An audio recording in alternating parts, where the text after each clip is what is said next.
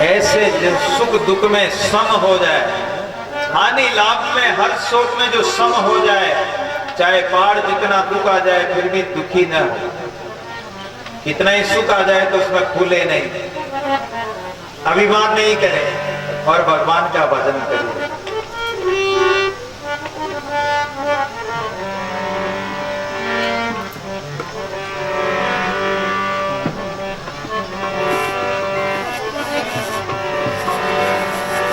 श्री राम दादू रामा वो काई थारी कीर्ति करो ले रे ओ सावरा तू मोटो दातार काई थारी कीर्ति करो ले रे राम जी तू मोटो दातार।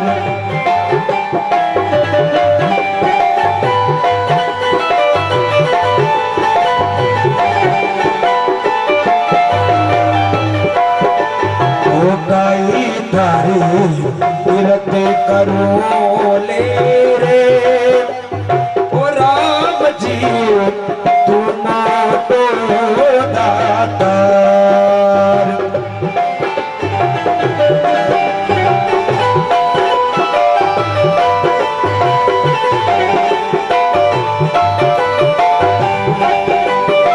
तू मोटो दातार सावरा तू मोटो दातार सावरा तू मोटो दातार तू मोटो दातार काई धारी कीर्ति करो ले रे राम जी तू मोटो दातार।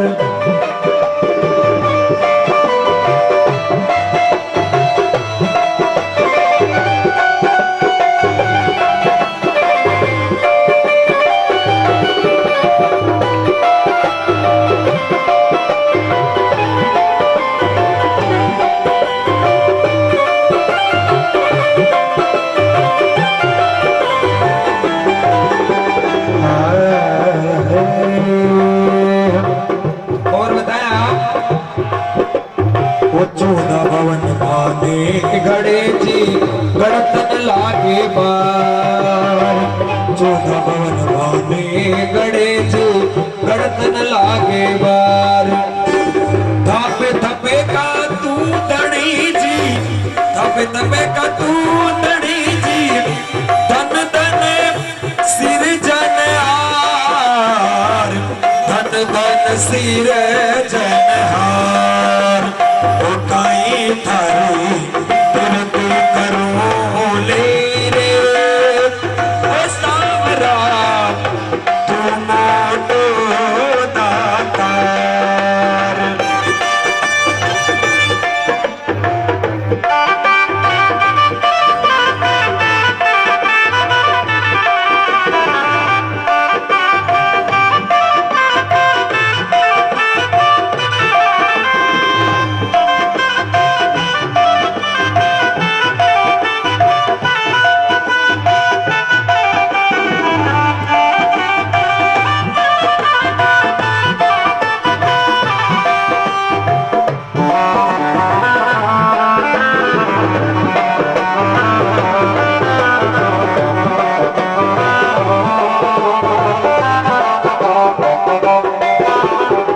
तू मोटो दातार सावरा तू मोटो दातार काई थारी कीर्ति करो ले रे राम जी तू मोटो दातार।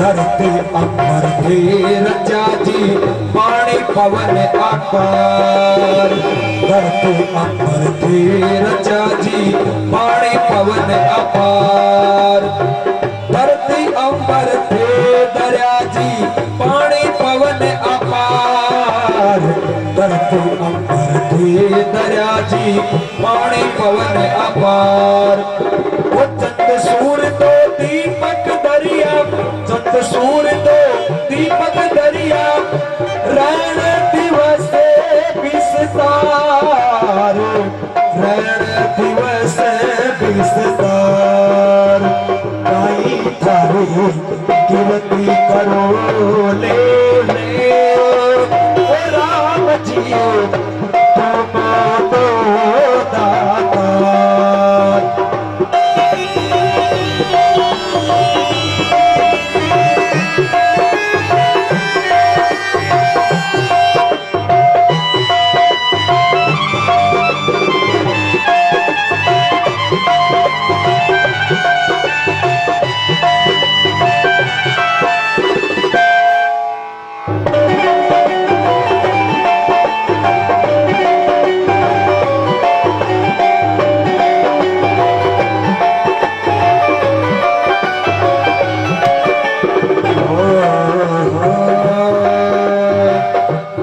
शंकर थे किया जी विष्णु देव अवतार वो ब्रह्मा शंकर थे किया जी विष्णु देव अवतार ब्रह्मा शंकर थे किया जी विष्णु देव अवतार वो सुर नर साधु सिर जिया जी सुर नर साधु सिर जिया जी कर ले जीव विचार कर ले जीव विचार काई थारी कीर्ति करो ले रे ओ राम जी तुम तो दातार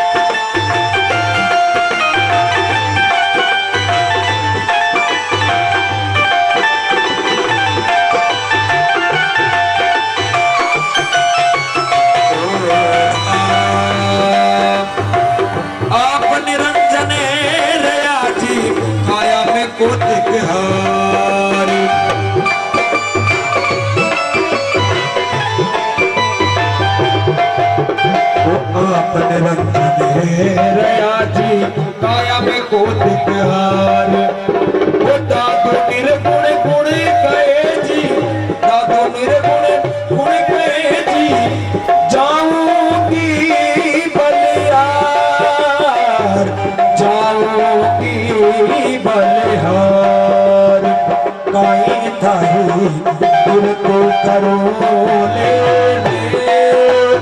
ओ राम जी तुम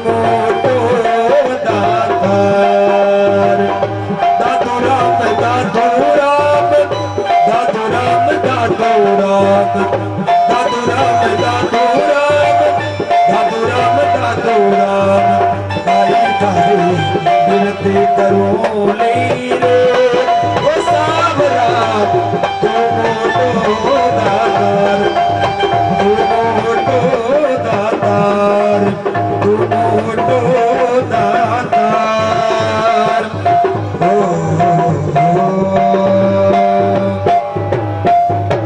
दादू दयाल महाराज की जय हो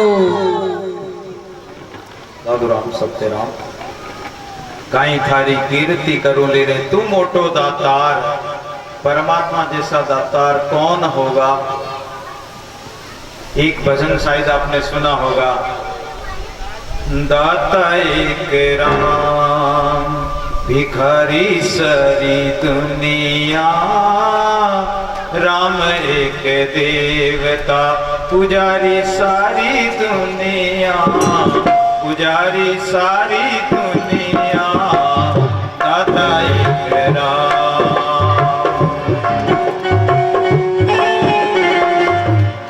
दाता एक राम सबको देता है, वो भोजन भी दे रहा है, अन्न जल भी दे रहा है, दाना पानी चूगा सबको देकर और सबका पालन पोषण कर रहा है वो परमात्मा। लेकिन उस परमात्मा का हम उनके किए हुए उपकार को, उनके किए हुए गुण को हम नहीं मान रहे। हमारा धर्म है कि हम उस परमात्मा का अन्न खाते हैं, परमात्मा की वायु लेते हैं, श्वास लेते हैं, तो हम उसका नाम लें, उसका भजन करें, लेकिन हम उसका भजन नहीं।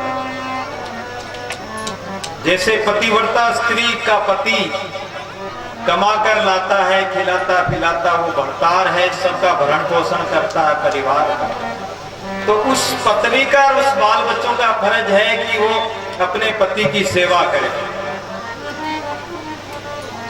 लेकिन ये जीव परमात्मा पति को छोड़कर, ये पतिव्रत धर्म को छोड़कर ये व्यभिचार में लग गया। व्यभिचार अर्थात दूसरे देवी देवताओं में फंस गया, माया मोह में फंस गया, संसार के संबंधों में फंस गया, पतिव्रत धर्म को छोड़ दिया, परमात्मा के धर्म को छोड़ दिया। वो सेवा धर्म था, भजन का धर्म था, वो छोड़ दिया। पतिव्रता का धर्म क्या होता है? अपने पति की सेवा करना, पति की आज्ञा मानना। दादू जी महाराज कहते हैं कि आज्ञा माई वैसे उठे, आज्ञा आवे जाए, आज्ञा माई लेवे देवे, आज्ञा पहरे खाए। पति की आज्ञा में ही उठे बैठे खावे पीवे। ये सांसारिक पति की बात नहीं कर रहा हूँ मैं, उस पति परमेश्वर परमात्मा की बात कर रहा हूँ, जिसके लिए दादू जी महाराज कह रहे हैं, आज्ञा माई बार भीतर आज्ञा रहे समाई, आज्ञा माई तन मन रखे दादू रहे लेवला। उस परमात्मा से लो लगा दे, लगन लगा दे। एक पतिव्रता स्त्री थी, सुतार जाति में, जांगिड़ कह दो, सुतार कह दो, खाती कह दो। पतिव्रता खाती स्त्रिया को जन देखन जाए, उस पतिव्रता के दर्शनों के लिए। पतिव्रता का धर्म तो आपने सुना ही होगा कि वो पतिव्रता स्त्री अनुसुईया ने 6-6 महीने के बालक बना दिए ब्रह्मा विष्णु महेश को। पतिव्रता धर्म में तो ऐसी ताकत। उस अनुसुईया ने उस सूर्य को रोक दिया, 7 दिन तक सूर्य को उदय नहीं होने दिया कि मेरे बहन का पति मर जाए, क्या मरेगा तो सही लेकिन जीवित कर देंगे, 7 दिन तक नहीं उगने दिया। तो वो पतिव्रता के दर्शनों के लिए एक व्यक्ति आया। उस समय उस पतिव्रता का पति बाहर कोल में बैठा बैठा बातें कर रहा था और उसकी पत्नी अंदर घर में घी छान रही थी। घी छानते, घी को ताकर गर्म करके वो चालनी में चालते हैं, छान रही थी। इधर वो व्यक्ति दर्शन करने आया कि मैं पतिव्रता स्त्री का दर्शन करने आया हूं। उसी समय उसके पति ने आवाज दी कि सुनती हो भगवान, कहाँ हो, जल्दी जैसे हो वैसे ही बाहर आ जाओ। इतना कहते ही वो घी छान रही थी। तो घी छाने तो कोई पात्र में छाना, लेकिन वो घी ऊपर से तो ऐसे छान रही, वो चालनी हाथ में ले रखी और वो पति ने कहा कि जैसे हो वैसे आ जाओ। तो वो घी रुड़ रहा नीचे और वो ऊपर से तो डालती जा रही, छानती जा रही, पति के पास आकर खड़ी हो। तो वो जो देखने वाला व्यक्ति बोला दर्शन करके कि धन्य हो ऐसी पतिव्रता। अरे पर ये घी को क्यों ढोल रही है? तो उसका पति बोला कि इसको हानि लाभ से कोई मतलब नहीं, नुकसान फायदे से इसको कोई मतलब नहीं, इसको तो पति की आज्ञा माननी है। और जो पति की आज्ञा में रहे तो पति आपे ही बस में होई। एक स्त्री आई और एक फकीर के पास आई, कहने लगी महाराज महाराज मेरा पति मेरे बस में नहीं रहता है। फकीर ने कहा कि ठहर, मैं एक जड़ी देता हूं, इस जड़ी को तुम जब तुम्हारा पति तुम्हारी बात नहीं माने तो एक काम करना, तुम ताबीज में बांध लेना और जो तुम्हारा पति कहे उसकी बात को मान लेना।